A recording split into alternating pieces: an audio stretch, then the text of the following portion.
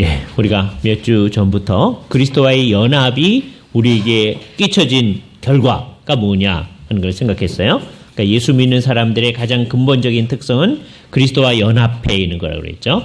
이상적으로는 영원부터 그리스도와 연합해 있고, 객관적으로는 예수님이 십자가에 달려 돌아가실 때, 부활할 때 우리가 연합해 있고, 우리 개개인이 느끼는 바로는 내가 예수님을 딱 믿는다 이렇게 고백할 때 주관적인 연합, 그렇게 얘기했습니다. 그죠? 그러니까 그리스도와의 연합이라고 하는 게 우리의 모든 것을 규정하는 거예요. 이게 이제 어떻게 우리에게 구체적으로 나타나느냐? 우리를 주께서 유효하게 부르시는 거에서 나타난다. 지난주일 오후 시간에 우리가 이걸 공부했습니다. 그러면서 우리가 남겨준 문제가 있었는데요. 어떤 거냐? 유효한 부르심이라고 하는 것이 중생하고의 관계성이 뭐냐라고 하는 거예요. 그죠? 중생한 사람만이 결국은 유효한 부르심을 이제 얻는 거거든요. 그러니까 이제 어떻게 되느냐 하면 이런 거예요. 중생이라고 하는 거는 우리를 이제 새롭게 하는 걸 얘기하는 겁니다. 그거는 엄밀한 의미에서 두 부분으로 나누어서 설명을 할 수가 있습니다. 너희가 물과 성령으로 거듭나지 아니하면 하나님 나라에 들어갈 수 없다. 또는 하나님 나라를 볼 수 없다 하신 말씀, 그게 중생에 관한 얘기예요. 그죠? 중생이라고 하는 말은 새롭게 난다는 게, 다시 난다는 거예요. 이 말이 맨 처음에 이제 주어졌을 때 니고데모도 그게 어머니 뱃속에 들어가서 다시 나야 됩니까? 이렇게 오해를 할 정도로 된 거죠. 진짜로 오해를 한 건지 정말 그런 건지 우리는 생각해야 됩니다. 그래서 예수님께서 아주 명백하게 얘기했어요. 육으로 난 것은 육이요, 영으로 난 것은 영이니 내가 내게 하는 말을 이상하게 여기지 말아라. 그러니까 한 번은 육으로 나는 거고, 우리가 어머니 뱃속에서 나오는 게 육으로 나는 거죠. 이 세상에서 다 육으로 나지 아니하는 사람이 없습니다. 그죠? 그래서 이 세상 사람들을 그냥 한 번 난 것으로 계속 가야 된다라고 주장하는 사람들, 이 세상에 많이 있어요. 근데 이제 진짜 기독교만이 아니 그거로는 안 된다 이렇게 얘기해요. 진짜 기독교는 그거로는 이 세상에 이제 타락 이후에 난 모든 사람들은 한번 육으로 난 것이, 어머니 뱃속에서 난 것이 우리를 결국 이 세상에 타락된 존재로 있게 하기 때문에 그 모든 사람들은 다시 나야 된다. 다시 낳는 건 어머니 뱃속에 들어갔다 나오는 게 아니라 영적으로 낳는 거죠. 그죠? 그러니까 영적으로 낳는 것을 주장하는 것, 이게 이제 우리 기독교입니다. 그죠? 근데 이걸 진짜 철저하게 얘기하느냐, 아니면 느슨하게 얘기하느냐에 따라서 진짜냐, 가짜냐가 이제 나타나는 거예요. 우리야말로, 정말 철저하게 영적으로 다시 나야 된다. 그 말은 이 세상에 있는 모든 사람들, 육으로 난 모든 사람들이 다 비정상적이다라고 얘기를 하는 거예요. 비정상적이다. 예? 그러니까 우리가 아주 강한 주장을 이 세상에 대해서 하는 말입니다. 그죠? 그래서 비정상적인 사람이 이제 제대로 되려면 영적으로 나는 일이 있어야 된다. 그게 제대로 된 거예요. 예. 그러니까 이 세상 사람들은 꼭 그래야 되냐? 그죠? 우리 안에 있는 거를 이렇게 좀 고쳐서 쓰면 안 되냐? 이런 주장들을 계속 하는 겁니다. 우리 안에 있는 거를 고쳐 그냥 쓰자. 예? 아예 그것도 부인하는 사람이 있어요. 고칠 거 뭐 있냐? 그냥, 괜찮은데. 예? 괜찮은데. 그냥 쓰면 되지. 이렇게 하는 분이 있고요. 그냥 좀 고쳐 씁시다. 조금 고쳐 쓰자는 게 이제 천주교의 주장입니다. 이 세상에 있는 사람이 괜찮은데 거기 좀 고장난 부분이 있으니까 고쳐서 쓰면 되지 않겠냐. 그렇죠? 어떤 건 제대로 하는데 어떤 건 잘 못하니까 그 잘 못하는 것만 하나님이 이렇게 붙여주면 되겠다. 그거를 처음 거부한 사람이 예수님이거든요. 니고데모가 예수님을 찾아왔을 때 우리는 당신이 하나님으로부터 오신 선생님인 줄 압니다. 라고 우리는이라고 표현해요. 그게 이제 바리새인들의 대표로 이 사람이 왔다고 하는 걸 얘기해 주는 겁니다. 그래서 우리라는 얘기를 쓰는 거예요. 그러니까 예수님한테 뭔가를 배우려고 하는 거예요. 그러니까 우리가 괜찮게 무슨 일을 하는데, 이건 좀 독특한 거죠. 괜찮게 하는데 바리새인들이 이거로는 충분치 않습니다. 근데 예수님이 뭔가를 가르쳐주면 우리가 괜찮아질 것 같습니다. 그죠? 그러니까 우리가 하는 거 있고 플러스 예수님의 가르침 하는 거예요.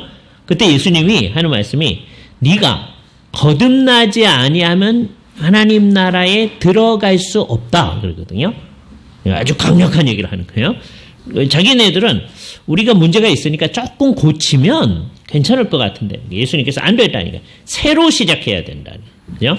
이 새로 시작해야 된다는 거하고 아주 비슷한 개념의 말 예수님께서 새 포도주는 새 부대에 담아야 된다는 거예요. 여기 좀 잘못됐다고 해서 그것을 다른 거를 가지고 이렇게 기워서 쓰면 그건 전부 다를 전부 다 터뜨리게 되는 거기 때문에 안 된다. 다시 시작해야 된다. 이렇게 얘기하는 거예요. 기독교의 주장은 처음부터 다시 시작하는 거예요. 근데 거기에 대한 계속적인 반역이 우리 안에 이제 일어나는 겁니다. 한 종류의 사람들이 천주교회인데 이게 한 오랫동안 이 사상을 형성한 거예요. 그래서 성경을 가지고 자기들이 원하는 그러니까 고쳐 씁시다. 예? 사람을 정말 철저히 새롭게 하는 거 아니고 고쳐 쓰자는 거예요. 그래서 괜찮은 부분이 있고, 좀 못된 부분이 있으니까 못된 거 이제 갈고 괜찮게 이제 사용하면 되지 않을까 이렇게 생각하는 겁니다. 예. 요것에 이제 맨 마지막에 그건 틀렸다고 하면서도 맨 마지막에 있는 사람들이 어떤 사람이냐면 인간은 정말 전적으로 타락해서 아무것도 할 수가 없습니다. 하나님 앞에 괜찮은 거 내놓을 수 없는데 인간이 하나님을 믿으라고 하는 얘기를 하나님이 우리에게 던져주시면 우리가 믿을 수 있는 능력은 좀 있지 않습니까? 그렇게 얘기하는 분들이 있어요. 예. 이분들은 천주교인들이 아니에요. 이분들은 중생을 강조하긴 하는데 예. 근데 사실은 엄밀히 말하면 진짜 철저한 중생이 아닌 거예요. 예. 뭐 할 수 있는 능력은 인간이 있다고 그냥 복음이 우리에게 선포될 때 믿을 수 있는 능력은 나한테 있다고 생각하는 거예요. 그러니까 내가 그 능력을 가지고 있으니까 그 얘기를 딱 받아들이고 믿으면 구원받고 내가 안 믿으면 구원 못 받고 이렇게 되는 거예요. 그러니까 이분들의 좋은 의도는 뭐였냐면 구원받고 못 받고의 책임을 인간에게 책임을 분명히 하자는 의도에서 이게 시작한 거예요. 그러니까 우리가 예수님의 복음을 사람들한테 전파를 하는데 우리 교회가 늘 해야 되는 일이죠. 이걸 강조하는 거예요. 그런데 어떤 사람은 믿고 어떤 사람은 안 믿고 그러더라는 거예요. 그러니까 이거를 순전히 사람의 책임으로 하는 게 하나님한테 유익하지 않냐는 거예요. 하나님은 아무 책임도 없고 복음을 우리에게 주었으니까. 근데 그 전체를 생각하지 않는 거예요. 이 사람들은. 그게 이제 틀렸음을 어디서 알 수 있느냐면 오늘 본문과 같은 말씀에서도 봅니다. 37절이 어떻게 시작하냐면 요한복음 12장 37절 이렇게 많은 표적을 그들 앞에서 행하셨으나 그를 믿지 아니하니 우리는 표적이 많이 일어나면 믿을 것 같거든요. 우리들도 자꾸 그럽니다. 그래서 교회들이 자꾸 무슨 표적을 행해가지고 믿도록 하려고 하는 생각을 자꾸 하는 거예요. 근데 그게 길이 아니다라고 얘기하는 거예요. 예수님의 때만큼 많은 이적이 있을 때가 없어요. 예? 그런데 그게요, 효과적이긴 했는데 다 믿게 하는 건 아니었다니.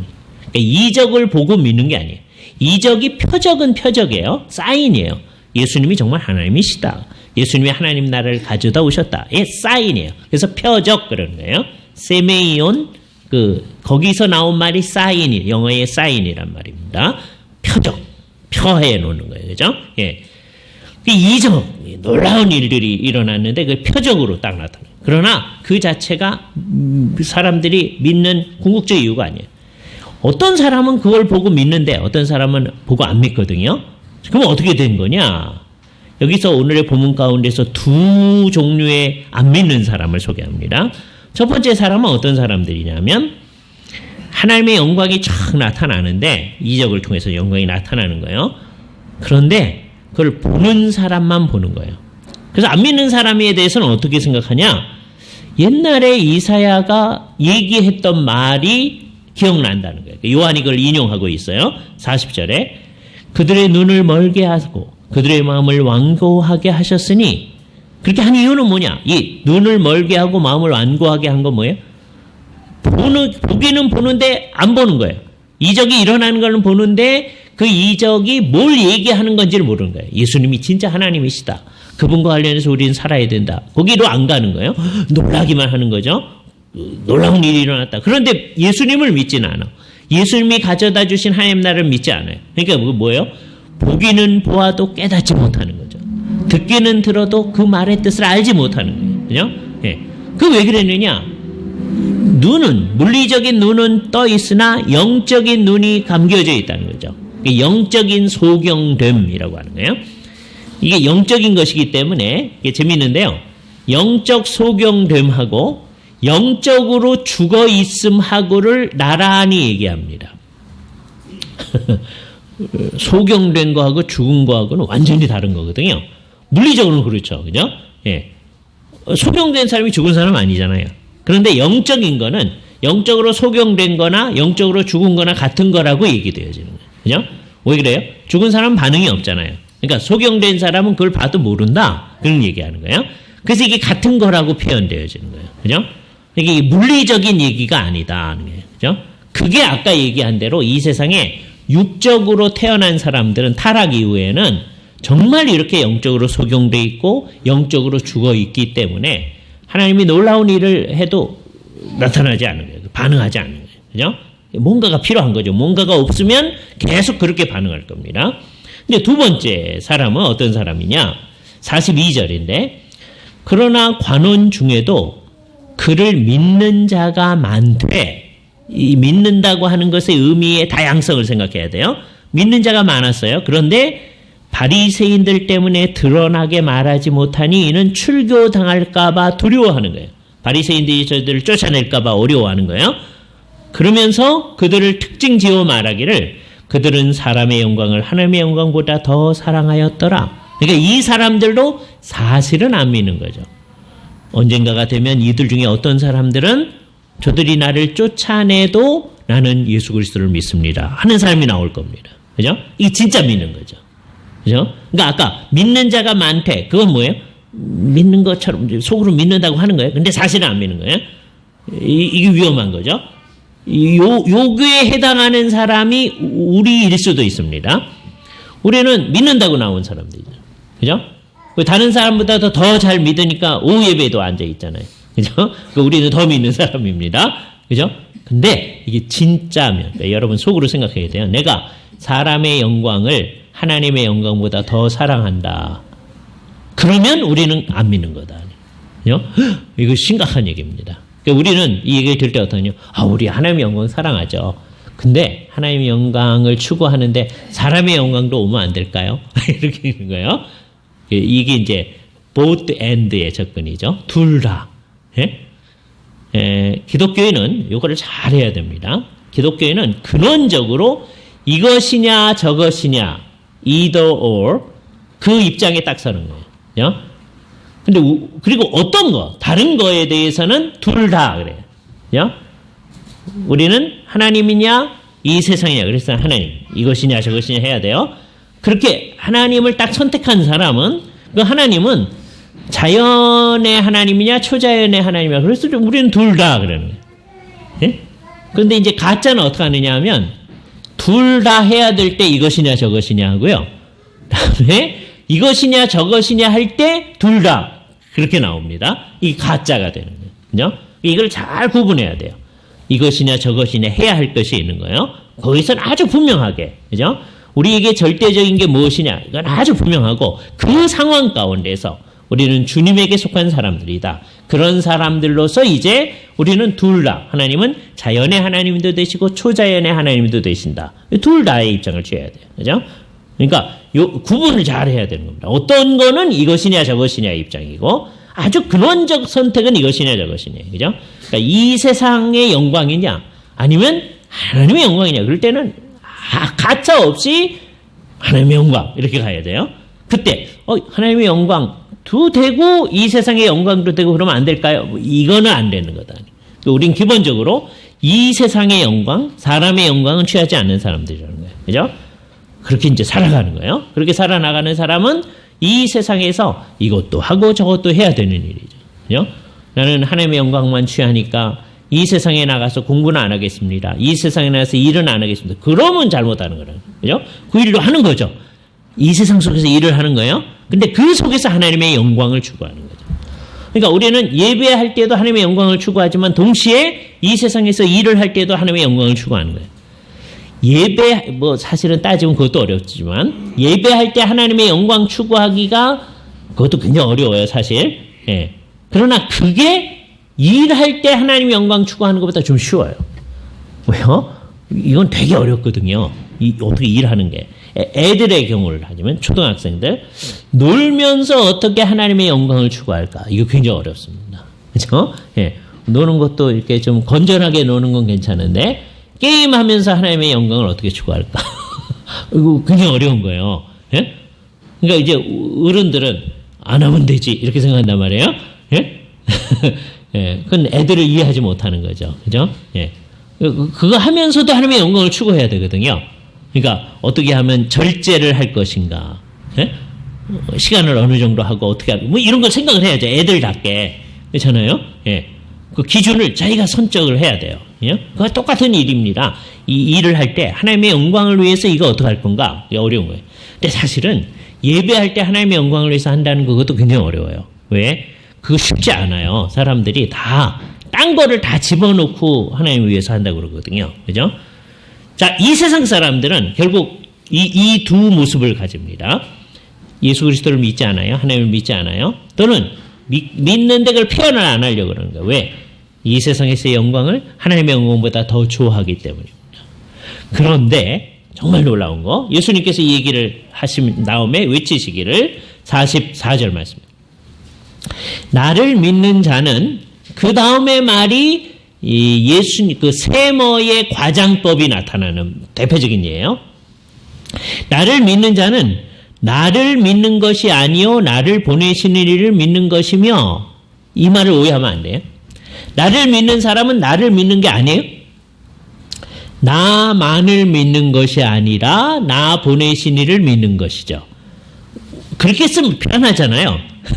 근데 이게 이 사람들이 말하는 방식이다. 왜? 그건 문맥상 알아들을 수 있어요. 나를 믿는 사람은 분명히 믿는 거예요. 그죠? 나를 믿는 것이 아니라 나 보내신 이를 믿는 거다. 그럼 뜻은 뭐예요? 나를 믿는 사람은 나도 믿는 것이지만 동시에 나를 보내신 이도 믿는 거다. 그러니까 예수를 믿는다라고 하는 것은 성자만 믿는 게 아니라 성부도 믿는 거다. 성부만 믿는 게 아니라 성자도 믿는 거라는 거예요. 여기 포함 안 된 게 뭐예요? 성령님도 믿는 거다. 그죠? 성부, 성자, 성령을 다 믿는 거다. 그 얘기를 하는 거잖아요. 그죠?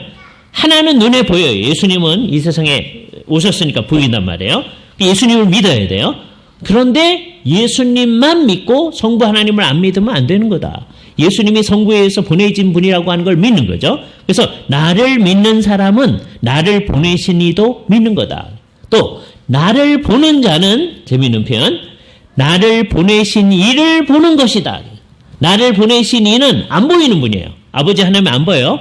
성자도 워낙 안 보여요. 근데 예수님은 어떻게 보이죠?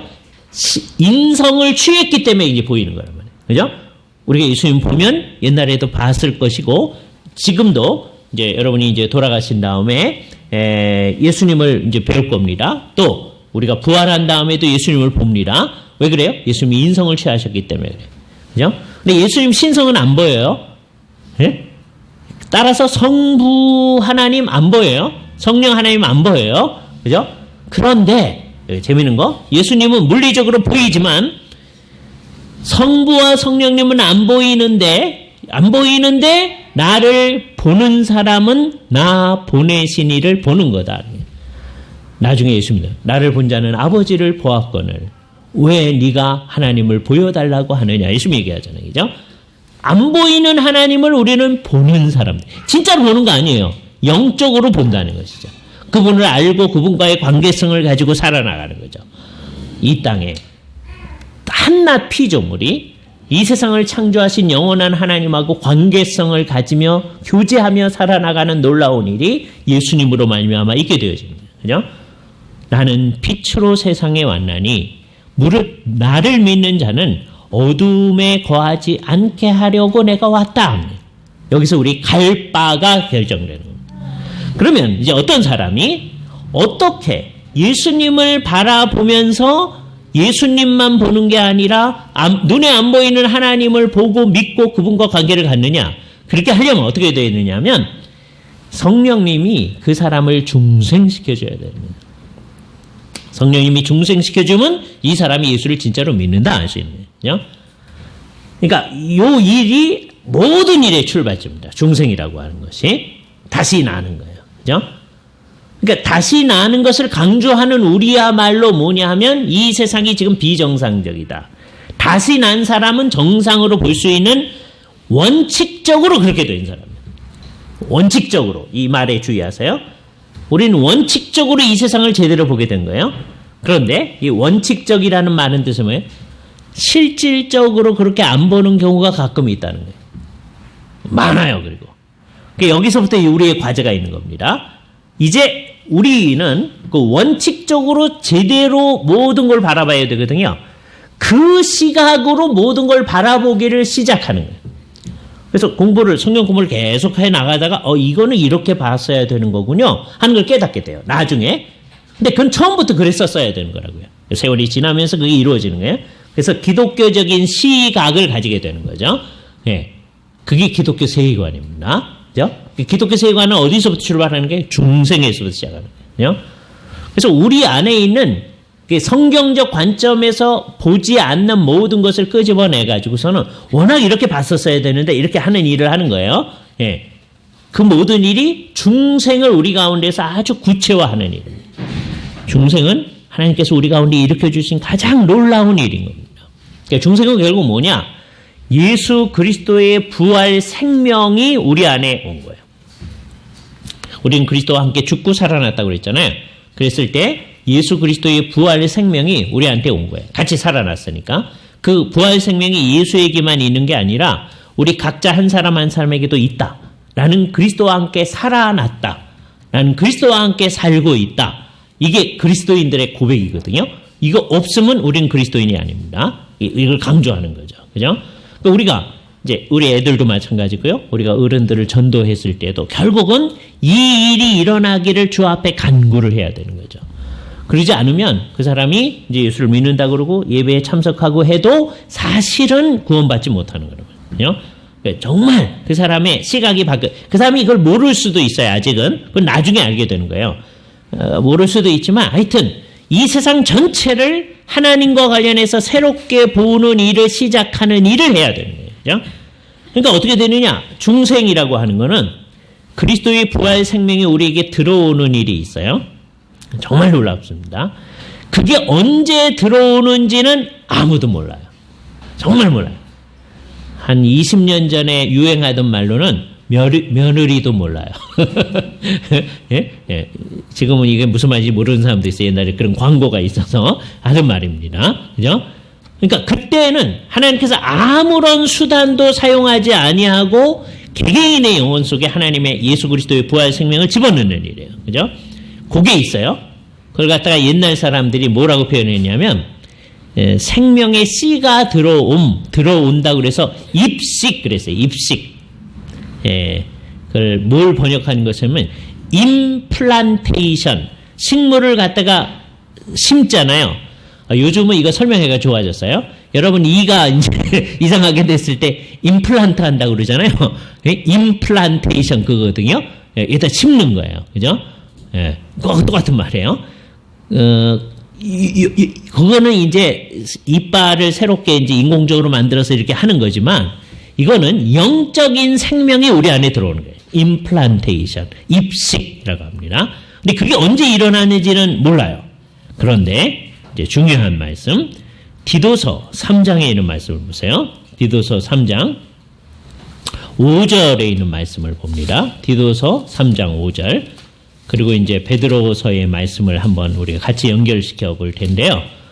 우선 디도서 3장 5절을 봅니다. 뭐라고 그러냐면 우리를 구원하시되 우리의 행한 바 의로운 행위로 말미암지 아니하고 오직 그의 긍휼하심을 따라 중생의 씻음과 성령의 새롭게 하심으로 하셨나니 우리를 구원하실 때 중생의 씻음과 성령의 새롭게 하심. 이 둘이 동어 반복이다. 이렇게 생각하시면 돼요.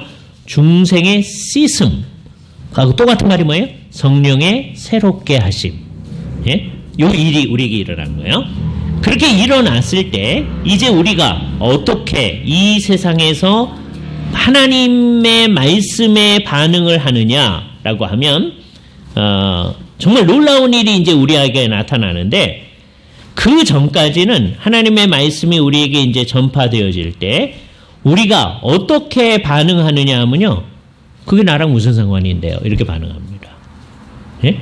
또는 기뻐하는 것 같지만 그 말씀이 나하고 상관이 없다. 이렇게 생각하는 거예요.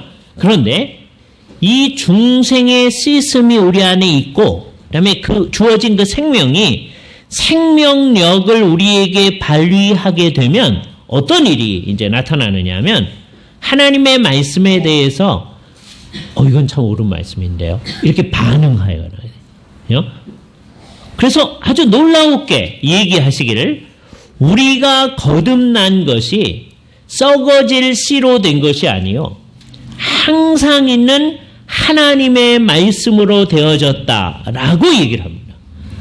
요거는 중생의 두 번째 단계를 얘기하는 거죠. 하나님의 말씀으로 우리를 중생하셨다라고 할 때는 만일에 말씀이 들어오는 것을, 새로운 생명이 들어오는 것을 말씀과 연결시킨다면 어린아이들은 중생하지 못하는 게 됩니다.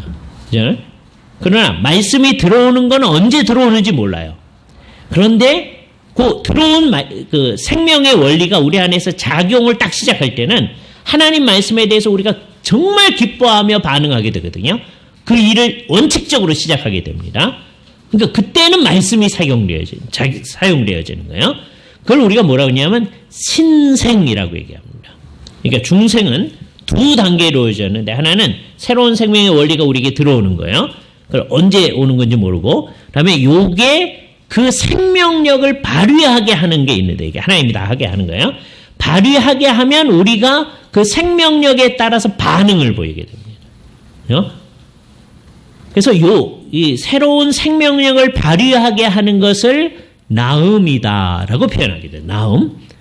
애를 이제 낳게 되면 엄마가 낳잖아요. 애 낳을 때 엄마 힘들죠. 애도 힘들 거예요. 굉장히 힘들 겁니다.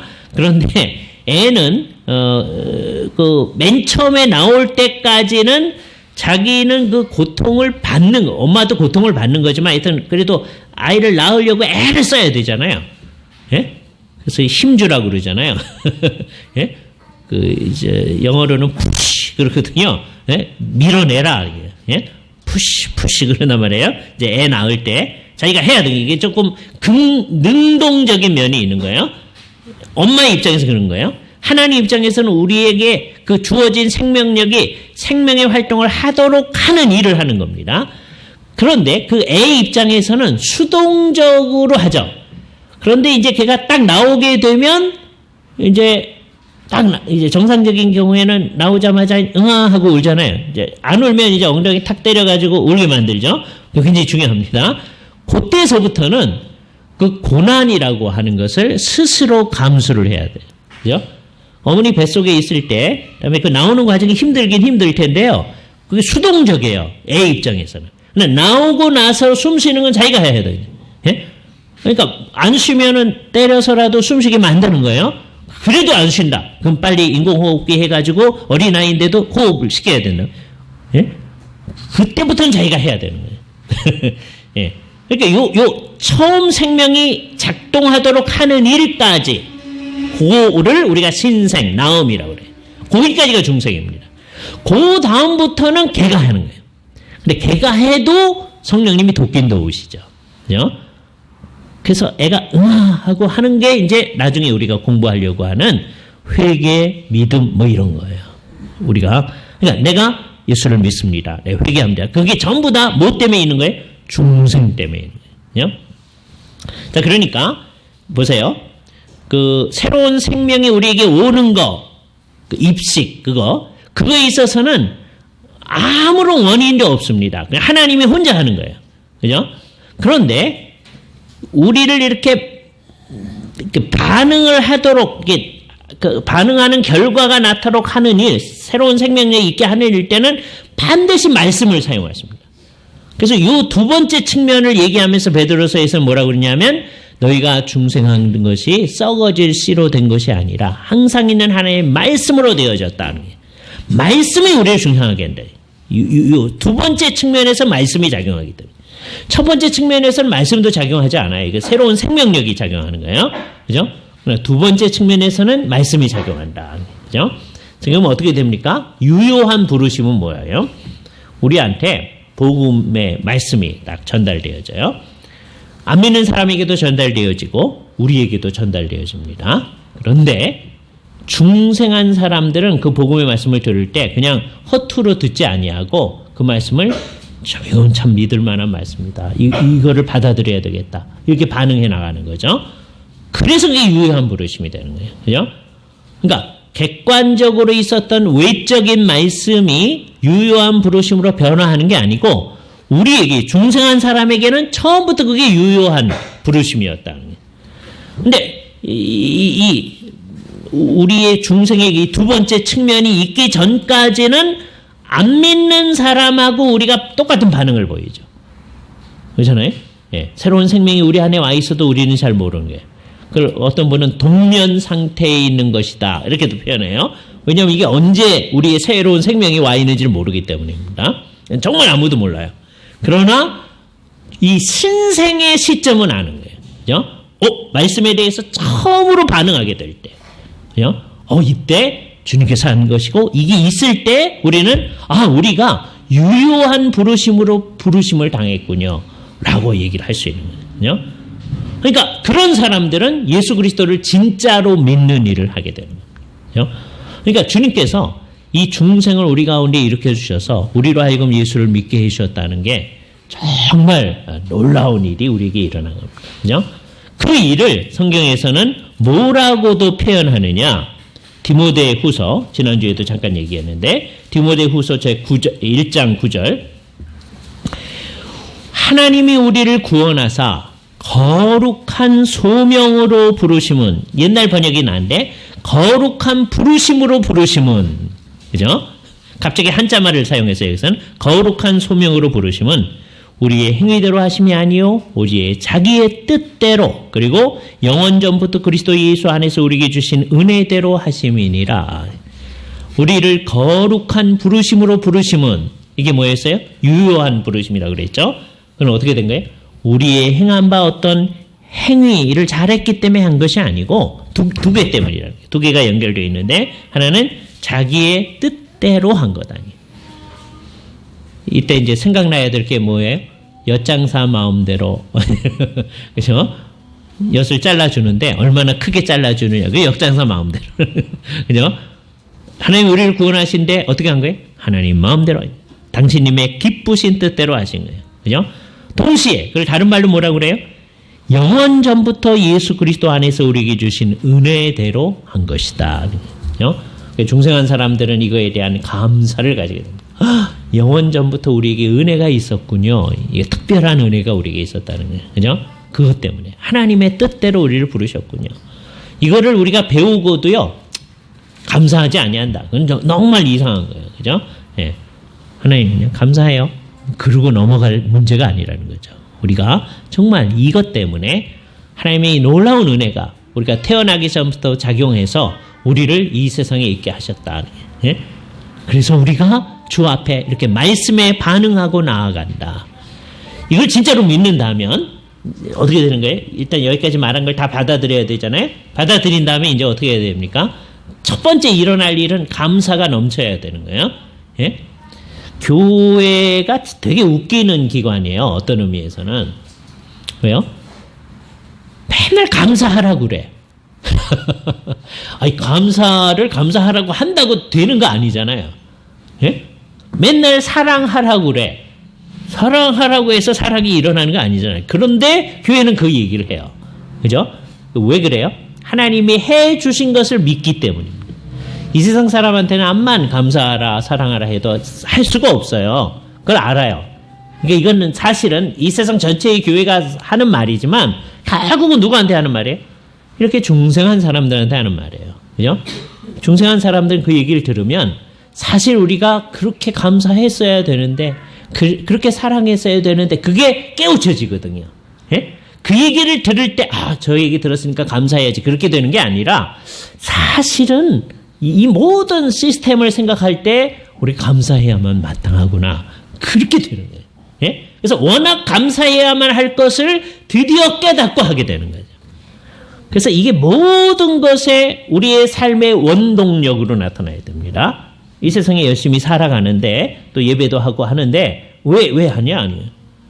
순전히 하나님께서 이 놀라운 구속의 일을 해주시고 특별히 오늘 얘기한 것과 관련해서는 우리를 중생시켜 주셔서 유효한 부르심으로 불러주심에 대한 감사 때문에 하는 거예요. 예를 들어서 이 오후 예배 생각해보세요. 여러분 오후 예배 왜 하세요? 체면이 있지. 집사가 됐는데 해야지. 이런다면 이거 뭐예요? 이거 가짜예요. 체면이 있지. 그래도 우리 언약교회 정회원인데 해야지.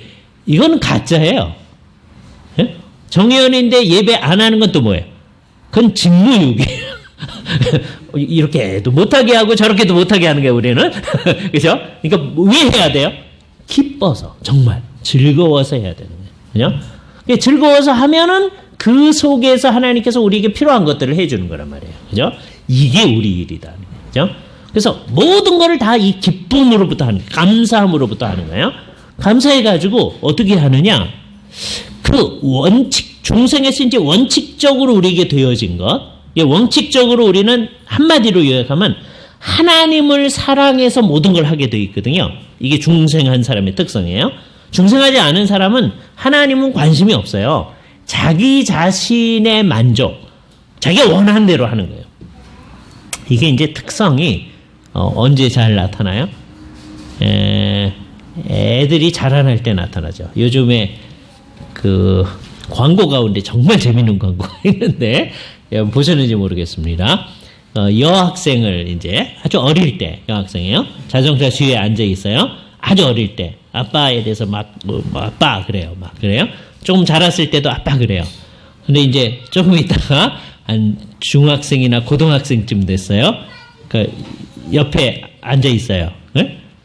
근데 아빠가 무슨 말을 했는데 왜? 그래요. 보셨는지 모르겠어요. 저 이거 보면서 광락 형제가 생각이 나는데 우리 모두가 그런 경험하죠. 예. 그때 인간의 모습이 어떤가 하는 것을 아는 거예요. 그죠? 인간의 모습은 하나님께 대해서 이렇게 반응하지 않는 거예요. 제대로 반응하지 않는데 중생을 하고 나면 원칙적으로 하나님 앞에서 중생해서 해야 할 그것을 이제 알아가지고 중생했다고 해서 금방 다 하는 거 아닙니다. 이제 내가 그래야만 하지. 하나님의 말씀에 이렇게 반응해야 되지. 하는 결과가 우리 속에서 자꾸 나타나게 되는.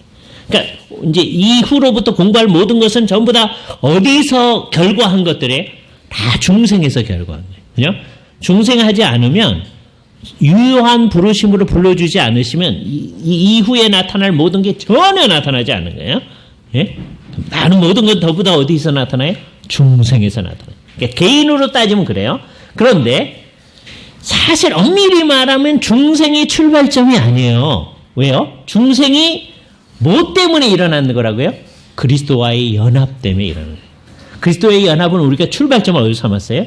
창세전에 우리를 이상적으로 그리스도와 연합하게 했기 때문에 오늘 본문이 얘기하는 것대로 영원 전부터 그리스도 예수 안에서 우리에게 주신 은혜대로 되어졌기 때문에 그래서 이 모든 것 영원전에 하나님이 주신 은혜 중생에서 베푸신 은혜 이게 기독교의 나머지 모든 것을 지배하는 거다.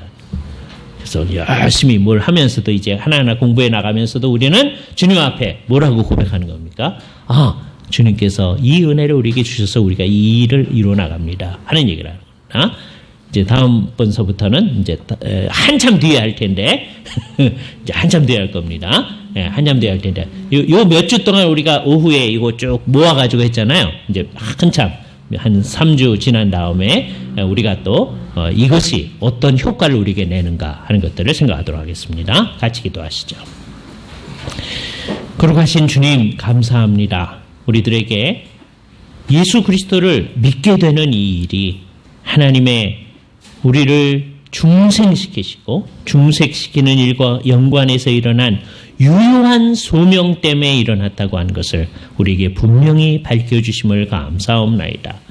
우리가 이렇게 영원 전부터 예수 그리스도와 연합해 있다고 하는 그 사실 때문에 이 세상 역사의 과정 가운데 중생하며 하나님의 백성이 되게 해주신 것을 감사하옵나이다. 이제 우리의 삶의 모든 것들을 이제 중생한 자의 시점에서 바라볼 수 있도록 하여 주시옵소서.